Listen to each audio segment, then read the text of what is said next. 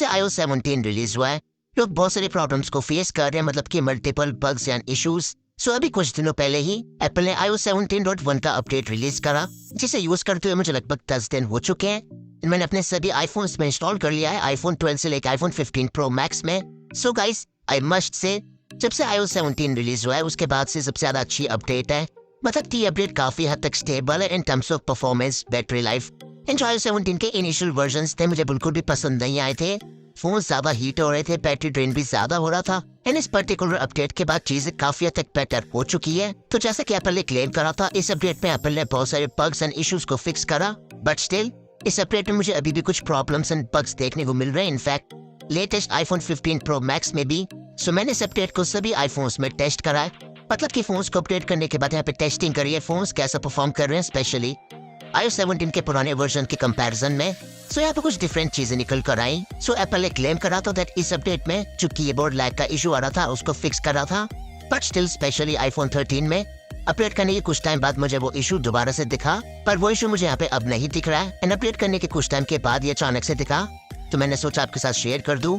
इनके आप लोगों को भी iOS 17.1 को अपडेट करने के बाद अभी भी कीबोर्ड लैग का इशू देखने को मिल रहा है। एंड इसी के साथ मैंने एक और चीज नोटिस करी, जब हम फोन को अनलॉक करते हैं तो यहाँ पे जो एनिमेशन आती है उसमें थोड़े बहुत जिटर्स आ रहे थे, मतलब कि ये स्मूथ नहीं थी, स्पेशली 14 प्रो मैक्स में। इन बाकी सभी आईफोन्स तो 60 हर्ट्ज पे ही है, सो वो चीज इतनी ज्यादा नोटिसेबल नहीं हो पाई। पर स्पेशली मैंने 14 प्रो मैक्स में चीज नोटिस करी जिससे मैं वीडियो शूट कर रहा हूँ। एंड हाँ, along with that 15 pro max में मैंने चीज हार्डली एक दो बार ही नोटिस करी स्टार्टिंग में अपडेट करने के बाद ही, पर अब ये चीज नहीं एकदम स्मूथ परफॉर्म कर रहा है।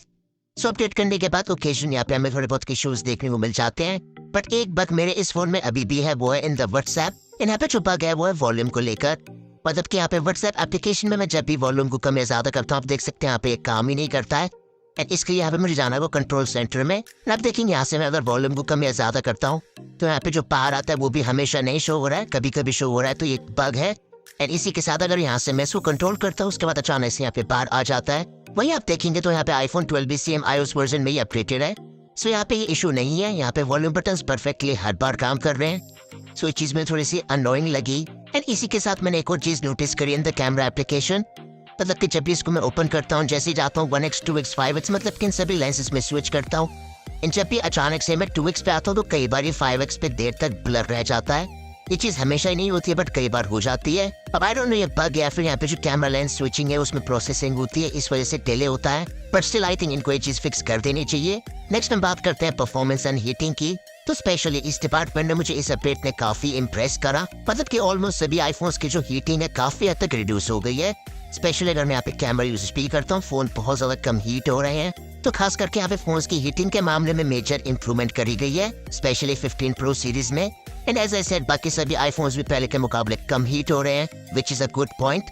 वही अगर मैं बात करूँ परफॉर्मेंस की, सो परफॉर्मेंस के मामले में ऐसा कोई यहाँ पे वैसे डिफरेंस नहीं कि फोन ज्यादा फास्ट हो गया है, it's just stability. So phones जल्दी वार्म एंड हीट नहीं होंगे, इस वजह से आपको यहाँ पे ओवरऑल फोन चलाने में ज्यादा बेटर एक्सपीरियंस मिलेगा। सो आई थिंक ये चीज परफॉर्मेंस के मामले में एक मेजर कंट्रीब्यूटिंग फैक्टर बन जाती है। वही अगर मैं बात करूँ बैटरी लाइफ की, सो अगेन यहाँ पे जो फोन्स की हीटिंग है रिड्यूस हुई है, दे आर मोर स्टेबल, तो इसी चीज का डायरेक्ट इम्पैक्ट पड़ जाता है बैटरी लाइफ पे। एंड मैंने स्पेशली आईफोन 12, 13, 14, 15 का बैटरी ट्रेन टेस्ट बनाया था 100 से लेके 0% तक, आप उसको चेकआउट कर सकते हो।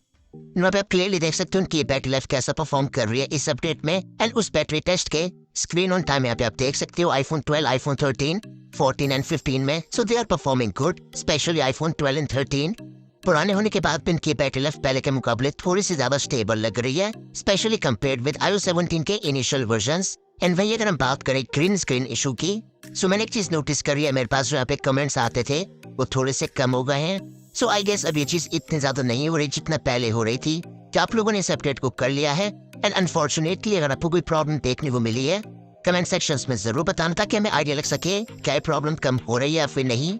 बाकी एप्पल अब तक इस चीज पे कुछ भी नहीं कह रहा, इनफैक्ट iOS 17.2 भी जल्दी आने वाला है, उसमें भी एप्पल ने ऐसी कोई चीज को मेंशन नहीं करा है, मतलब कि ग्रीन डिस्प्ले इशू फिक्स करेंगे या फिर नहीं।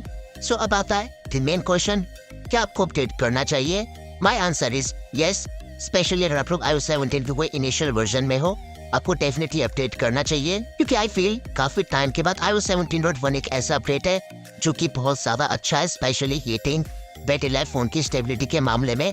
अब थोड़े बहुत बग्स तो हियर एंड देयर चलते ही रहते हैं सभी iOS वर्जन्स में।